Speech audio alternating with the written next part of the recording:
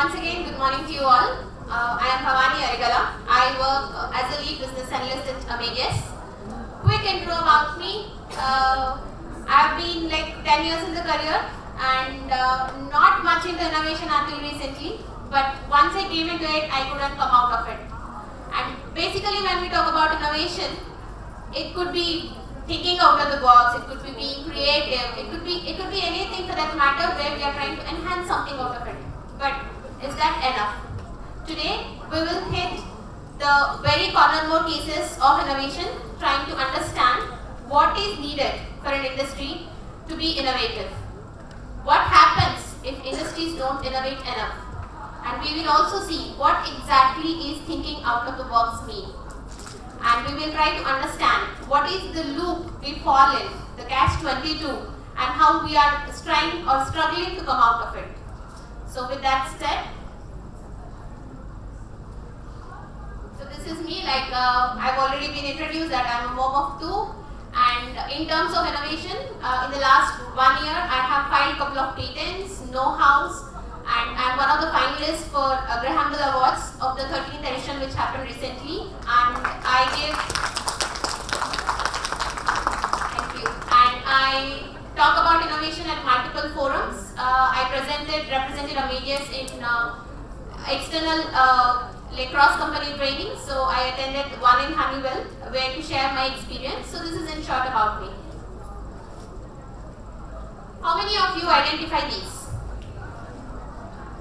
I see almost half the crowd. I know pretty much the first one, the Kodak film. Not just for photography, we also use to see the eclipse. And then the BlackBerry phone. So what happened to these now today? We don't get to see them in the market. What exactly had happened to these organizations? What went wrong? Starting with Kodak, when the photography industry was moving ahead, moving into digitalization era, Kodak couldn't cope up with the change. It was not as keen as embracing the innovation, and it lagged behind the competitors and collapsed in a way. Same with BlackBerry. When Apple had introduced the full phone model with the entire touch screen, BlackBerry we were still having half screen and half touchpad. I still remember when my friends used to tell that their father had got a BlackBerry. I was so envious, but nothing could be done there. But now we see that when the people are changing, when we are more ready to adapt, companies should also try to move in the same direction. If not, they fall behind. I'm not just taking the examples of these two. If we talk about the stats, I'll give you an interesting fact. The companies which were 50 years back, if you look at the Fortune 500 companies, now hardly 20% of them exist today, which is likely to say more than 80% of the companies had collapsed in the last 50 years. And the reason behind was not because they lack in innovation, because the pace at which they are innovating, that's not enough. The competitors moved ahead, which made them lose the way. This is the best diagram which represents thinking out of the box. So when I was preparing this presentation, my daughter walked up to me saying, "Mama, you're doing it wrong. That's not fair. You shouldn't play like that." Then I said, "Yes, I know." So innovation is something which we don't play by the rules. We don't go by the linear approach. What is innovation in general terms? Like if anyone is interested in single liners, what do innovation mean to you? Thinking outside the box, yes. Creative, breakthrough, future. So what's the right in this? Obviously, everything is right. We have to think for the future. We have to think out of the box. We have to be very creative. But is that all enough, or is that fine to do it in a linear approach? Are we concentrating only on our products? Are we trying to enhance only our features? Are we planning how we can reach the customers using our current products? No, the linear approach is never the case. For example, if you see a bulb, it was never around how to utilize the candle better. It's more about the breakthrough invention we came through it. So if our thought process is very limited to the current products, current features which we have in our hand, then we will never evolve. So also I would want to highlight another point. Again, I'll start with an interesting fact. We all use mobile phones now, and I'm pretty sure few of us will have 2 phones. So that's the rate at which we are using mobiles now. If you see, the first telephone was invented around 1870s, and literally it took around more than 50 years for at least half the population to have their first phone. A century later, when the first wireless phone started, it just took 16 years for all the people to adopt. And just in few years, what happened with the smartphones? It's hardly 6 years by the time we adopted. So not only the pace at which we are innovating, but also the pace at which market is ready to adapt. That is also moving at a larger pace. And as an organization, if we don't strive to move ahead in this direction, then we are lost. Okay, now we all agree that we need innovation, we have to be creative enough, we have to think out of the box. But what exactly we do? Do we need to come up with complex ideas to say we are being innovative? We have to prove ourselves, struggle a lot to come up with an idea? Not necessarily. This is just a golden fish in the crowd, but with the extra sharp fin, it made itself unique, stand out of the crowd. Same as with the innovation. It need not be something extraordinary that you have to do, but it could be a simple idea which will help you to grow and stand out in the market. That is what is valued most. So these are the 3 major important things that I spoke about, like being innovative enough, coming up with new ideas, understanding what the market opportunities that exist, and also to understand the business needs, organizational needs. But there is never a hard and fast rule saying, okay, my idea is the best. So when you are pitching yourself, of course you praise our idea saying this is best. But if we hear a question back asking, how do you prove it? How can you tell your idea is the best? What are the parameters that you say my idea is the best? Again, you can never come up with a straight answer saying, okay, you implement this idea and for the future and you can see the market growth is 50%. The customer retention is more than 70%.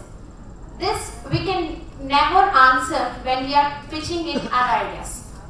At the same time, you cannot go back to do all the market research, the customer research, and then come back and say, okay, now I have done my research, now let me sit, let me discuss, gather the like-minded people and then come up with an idea. That is also not the case, because by the time you are done with the market has already paced, it's already in the future. So this is the problem if we explain in the normal terms, which is called catch-22. Like most of us would have heard this. If you are going for a job interview, most likely you get to hear, what is your experience? Though you are a fresher, that doesn't matter.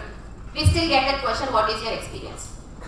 And then you need a job to get an experience, that's obvious. So it's like you are in a paradox situation, neither you can come off it, nor you can tackle it. So same is with the innovation. You cannot come up with a perfect idea at any point of time. You have to accept the crisis at hand, you have to take that risk, leap for the future, and then you could successfully innovate. Looking at this, a simple example I would tell you, Flipkart. So it started as a normal merchandise company, but the innovative things had made them stood ahead. For example, it was the first one to start no-cost EMI and first cash on delivery, where digitalization was not there then. If you ask my father to give his credit card number, not even credit card, because that doesn't exist. That's a myth. A debit card number in any of the platforms, he would definitely say, no, you are going to lose my money. So that was the age, that was the period we were in when the cash on delivery came, where the market increased, the customer base has increased. So the idea could be pretty simple, but the important factor is how are we using this idea to touch the market base. Come up with a simple idea, understand it, understand how it would evolve to our future, whether it is aligned to our customer needs, and then work around it. So it's like round the clock work where you come up with an idea, you understand whether it works, doesn't work, could be wrong at a point, try to understand, learn better more, try to sync ourselves with business need. That's how we come out of this catch-22 paradox situation. So what is needed most for a company? Yes, being an organization, we all want our employees to be very innovative enough, come up with an idea, and at the same time, we will not be ready to do that disruption. We will not be ready to take that risk and then say, okay, we are good, let's start with your idea. That is never the case. So what is more needed is for us to justify, and only we can justify when we cover all these things. Yes, we have to understand our customer first. Like everyone saying, business customer is God. So we have to go by their needs. We have to see how effectively we can utilize. Once you know your customer, once you know what is that they need, then you align to your business needs. Will my business organization support me to do this? Then you will go to the next step and you understand, will that be a value proposition to our organization? You think again, saying, okay, how much value will this idea bring, and what is my company losing by not having to take this idea? So when you do this research, not only we are coming up with a better innovative product, we are also understanding our market better. The limited scope for us is in today's world, we are running behind our products, existing products, features, deliveries. Yes, of course, that is equally important or say more important to satisfy our customers and to withstand the business. But what next? What is for tomorrow? That helps you to learn this. And what should we do as an individual if you want to contribute at an organizational level in terms of innovation? How could you do that? All you need is a bigger perspective. Trust me, I have spent almost my entire 10 years, in more than 8 years I'm in insurance domain. So when I switched to travel is completely new. And being a functional analyst, the basic I need to know was to understand the travel. And what I know, apart from booking a ticket and make my trip, nothing else. So from this state, to get innovative enough, what did that help me? To understand what is the business need, go through all the existing products, understand what is the market space, in which direction as an organization the company is trying to move. So this is what will help me to get a bigger picture. Yes, it's not completely needed for my level, and you cannot go to your manager ask for where should I fill my hours. So that's also not the case. We have to come up, we have to understand how exactly we could come up with a better idea, present it in such a way that organization understands, yes, we have to take this idea, only then we could move forward. For that presentation, what you need is knowledge. Learn, understand, collaborate with cross teams, present it to your market teams, understand if this is needed for the future. Only then you will be able to attain. So, to tell you, I proudly said at the beginning that I had filed a couple of patents, I am doing this in innovation and all that. But if you see, my first idea was rejected at the first level itself. They said, no, this cannot be patented, this is very small and we cannot take this. Then I understood, okay, it's not about my idea was bad, it's about how I presented it to the audience. I was not ready to support my idea with the arguments which say my idea is the best. When I lacked that, there was lacking in my self-confidence as well to prove this is the best idea. And that is what I understood, that is what I learned. Normally if you see people also, whoever had done multiple patents, they keep doing it. 8 patents, 12 patents, 22 patents. And why are we not able to get that idea is not that we don't know how to be innovative. It's just that we are not having that approach. We are not having that bigger picture.